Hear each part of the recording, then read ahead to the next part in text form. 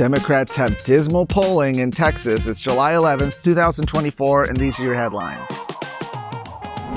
A new poll from the University of Houston's Hobby School of Public Affairs shows that both former President Donald Trump and Senator Ted Cruz are leading their Democrat opponents right here in Texas.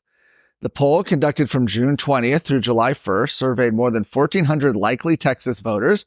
According to the survey, Trump is leading current President Joe Biden by 9 points. It's 49% to 40%. Of course, you've got Robert F. Kennedy with 5%. Green Party candidate Jill Stein has 2%. 4% of respondents said they did not know or were unsure of who they would vote for. Among likely voters, though, 94% of Trump supporters reported that they are certain they will be voting for Trump. 92% of Biden supporters said they will certainly vote for Biden. I should say maybe whoever the Democrat ends up being. But overall, 23% of voters said that the issue most influencing their presidential decision, well, it's immigration and border security. 15% raised concerns about soaring inflation in the economy, and 13% said the future of U.S. democracy, or not a democracy, was their highest priority. The poll was also asking likely voters about the U.S. Senate race, in which Cruz is running against Democrat Texas Congressman Colin Allred. The poll reveals that Cruz has a 3-point lead over Allred. Speaking of elections, the U.S. House of Representatives has passed an election security measure that requires Americans to, get this, provide proof of citizenship for federal voter registration. Oh, the horror. H.R. 8281, also called the SAVE Act, aims to keep non-citizens, including illegal aliens, from participating in federal elections. It also authorizes state election officials to accept a variety of documents to make it easier for citizens to register to vote. Well, the SAVE Act passed the U.S. House last night with 221 votes in favor and 198 against it.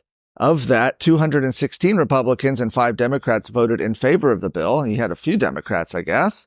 It was introduced by Representative Chip Roy from right here in Texas back in early May. Well, the measure will now be sent to the Senate for a vote. If it passes both chambers of Congress, the act will go to the president's desk to be signed into law. However, President Joe Biden has already voiced opposition to the bill. He says that it would do absolutely nothing to safeguard American election integrity. And so if it does end up making it past the Senate and to his desk, look out for a potential veto. America is at a crossroads. Now, more than ever, Texas must step up and lead the country.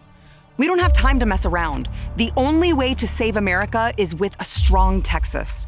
You and I know this, but so do the enemies of life and liberty. Therefore, you and I have no choice but to stand up and fight. I'm Sarah Gonzalez, and to the enemies of liberty, I say, come and take it.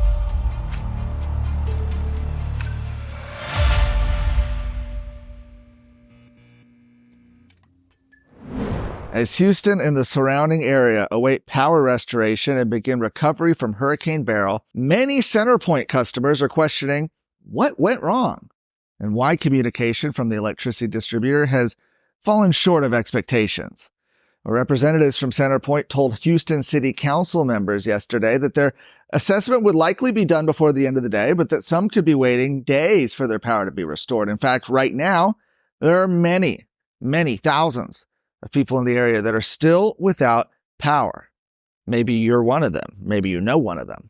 Council members launched into a barrage of questions about the organization's readiness ahead of the storm.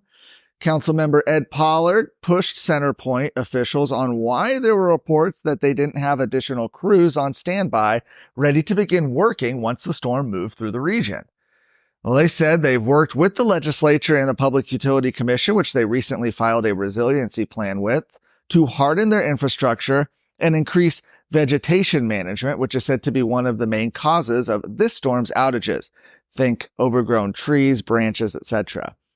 Their plan would require a $2.2 billion investment to enact and includes items like transitioning to manufactured poles, which are more expensive but stronger, identifying critical circuits, and increasing maintenance and management for critical customers. In recent days, local officials have increasingly called for more accountability from CenterPoint.